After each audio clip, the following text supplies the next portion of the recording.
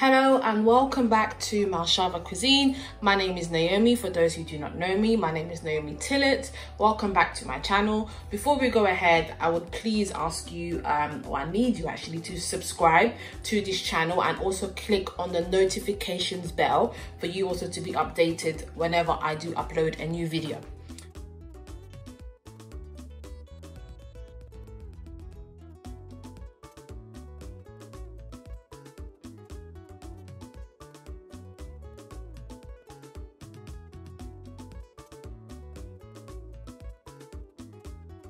So the first recipe that I would like to share with you guys is called Liboke Ya Mbika. So it is steamed egusi, prepared or cooked in banana leaves or moi moi leaves.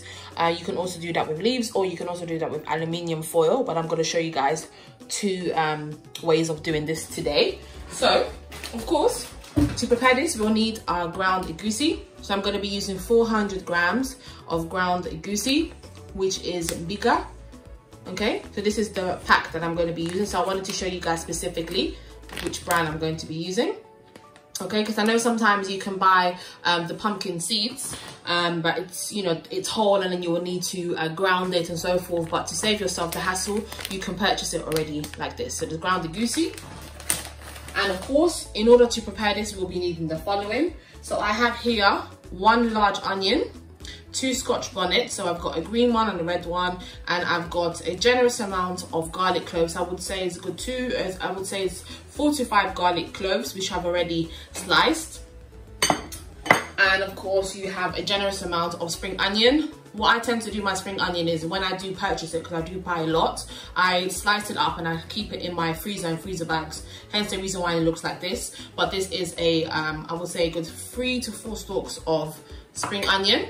And of course, I'll be using or needing, this is catfish fillets. So this is dried fish, Ogoga. So I've cleaned this already. I'll do another video one day to show you how I have cleaned this. But what I did is, when I purchased this, I left this in water with a bit of salt so that it can soften. And then of course I cleaned it because it does have a strong smell, so you have to thoroughly clean it at least 3 to 4 times with cold water. Hence the reason why it looks like this. So it's all clean. And I'm going to add in some dried shrimp. You can add cray leaves or crayfish, sorry, if you desire, but I wanted to add some dried shrimp as such. Okay, so this is what I'm going to be using. I would suggest, if you were going to make this for a large quantity, I would suggest you use an egg or so, just to make it firm. But I'm going to show you the way this recipe, I will not be using egg to make it all firm or all joined together, but you can. It's completely optional, okay? You can use egg, this is optional. In my food processor, I'm going to add in the Scotch Bonnet, onion, garlic, and the spring onion, and I'm going to process this all together. This is going to be the base for Mbika. So I'm going to add in the spring onion as well. That's all going to go in.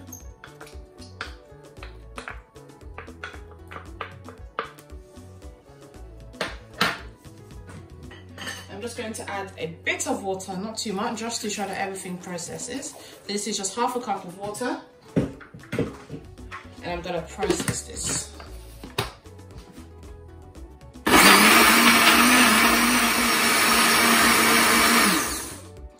Now this has mixed in all well together. I'm just going to show you how it looks. Yeah, so this is what I'm going to use to mix in the Mbika. So in my mixing bowl, I'm now going to add in the ground egusi. So I'm going to add the whole pack in. So this step now is fairly easy. I'm going to add in the fish, the dried fish. In it goes, followed by the dried shrimp. And I'm going to give that a good mix. Now I'm going to add in my seasonings or my flavorings. I'm going to add this spice here, which is called ONGA. I know it's a very popular spice in the Congo. So I'm going to add 1 sachet of this. Okay. Followed by 2 Knorr Cubes.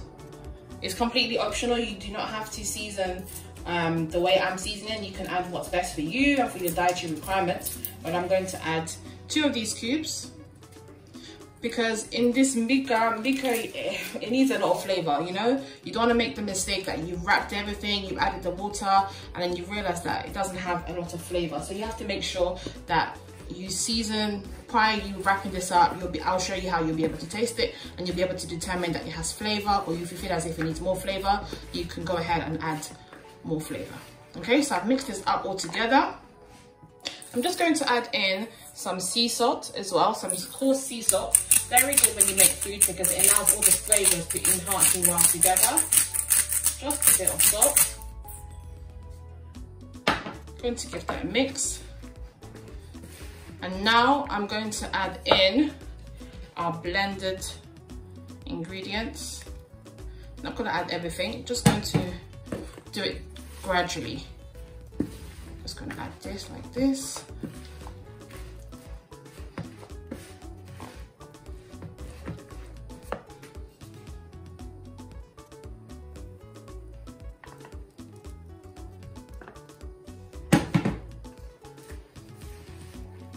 Now I'm going to keep on mixing this.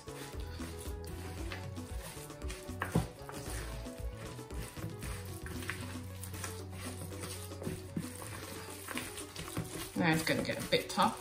So what I did is I tasted it to see if it needed a bit more flavoring, and I decided that I'm just going to add 1 small spoon of jumbo pepper seasoning. I just added 1 small spoon, guys. Please do not attack me in the comment section and say, oh, you put too much salt. I tasted it and I realized I needed to add a bit more flavor. So I always say in all videos, please season to your desired taste. And I also added a bit of warm water, not a lot, just a little bit. I mean, it's completely optional. The step where you'll need to add in the egg is when the ingredients are still dry. Then you'll be able to add in the egg, so I'll be able to form everything together. But since I'm making a small quantity, I feel as if there's no need for me to add egg, but you can if you feel the need to do so. I've tasted the salt and it's perfect. So this is the consistency that you should achieve. If you want to add a bit more water, you can do so. But let me just add a little bit more warm water for you guys to see. Just a little bit more. Let me give this a good mix. This is the texture that you should be able to achieve. So it's like a cake batter, not too runny, not too hard. So it's nice and smooth. So I'm going to wrap the mbika in Moi Moi leaves or banana leaves. When I purchased this at my local market, I washed this, as you can see, because sometimes when you purchase it, it has like some white stuff or sometimes some cobwebs. So of course this has obviously is a natural element, so it has to be cleaned thoroughly. So I've cleaned this, hence the reasons why, and I placed this in my freezer. So when I placed this in my freezer, I wrapped it up like this in cling film.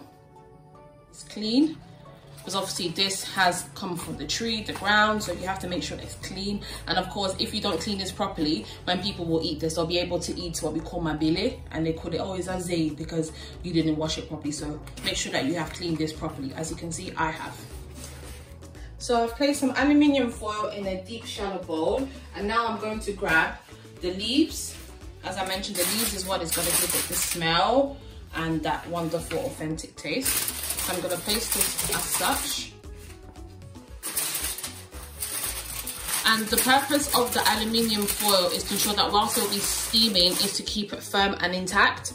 And there is a method where you can do it similar to ONGA, where you just use the leaves as itself and you wrap it up with some thread, which is basic for kitchen purposes. I'm showing you this method because I didn't have the thread, but if I had the thread, I will show it. I think I'll make another video where I'll show you how I will wrap it up. So it's pretty much like this. And I'm going to show you how I'm going to place this inside. I'm going to add in the mbika in the middle.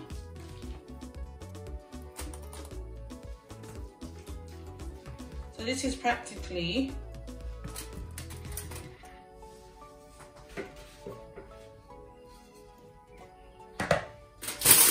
I would say 3 spoons of the mbika, or add a little bit more.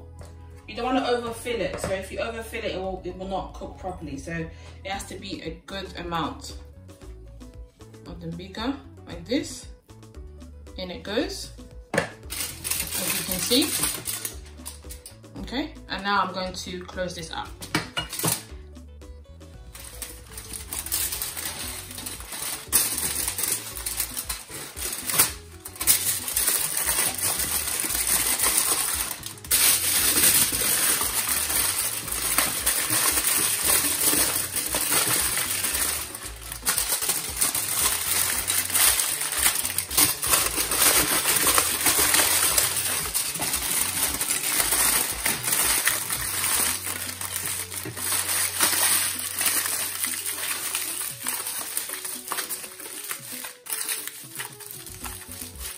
That is how you wrap up the Mbika, and this is going to be placed into boiling water for an hour and a half. So it has to steam like this. That's the reason why I put it in this extra strong aluminium foil. So when it'll be steaming, the water will not be able to go inside the Mbika.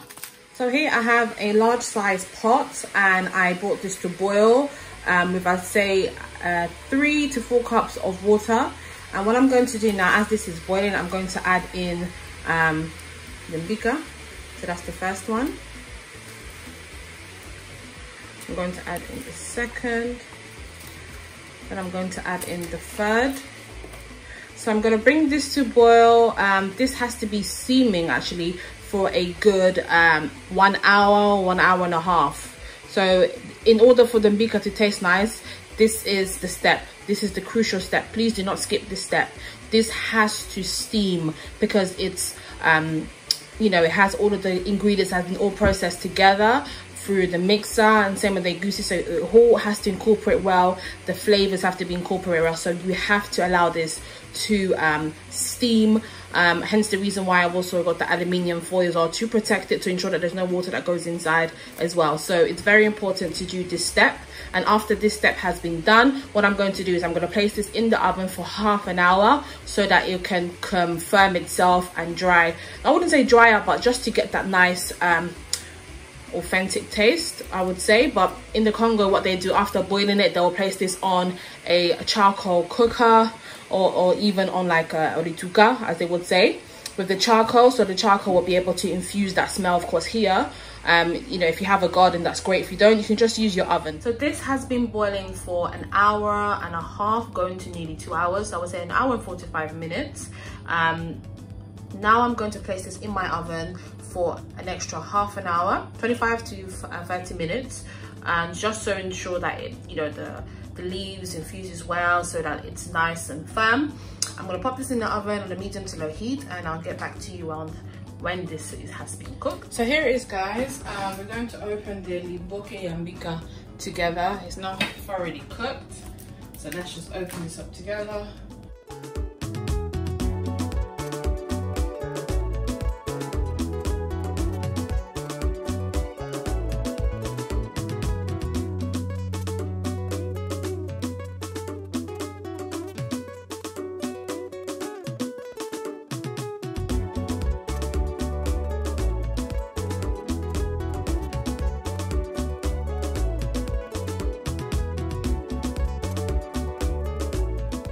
So this is how the Mbika should look.